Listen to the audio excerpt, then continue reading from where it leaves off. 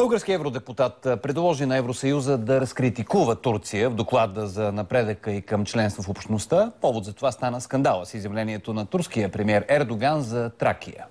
Припомням ви, Ердоган е заявил на предизборна кампания, че части от суверенните територии на редица балкански страни, цитирам, имат по-различен от общоприятия политически смисъл.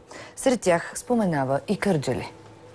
Точният превод на части от изявлението на премиера на Турция на български език, направен от журналистката Нихал Юзерган, включва: ние не правим никаква разлика, нито отделяме нашите братя в Тракия, които възприемаме като част от нас. И продължава: силна Тракия означава по-голямо доближаване на Турция до европейските стандарти и развитието на братските отношения на Балканите.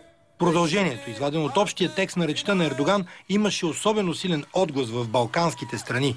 Тракия за нас същевременно означава Солун, Гюмурджина, Ксанти.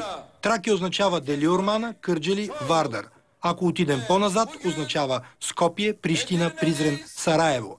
Именно този пасаж от речта на министър-председателят на Република Турция предизвика острата, включително и дипломатическа реакция на съседните страни.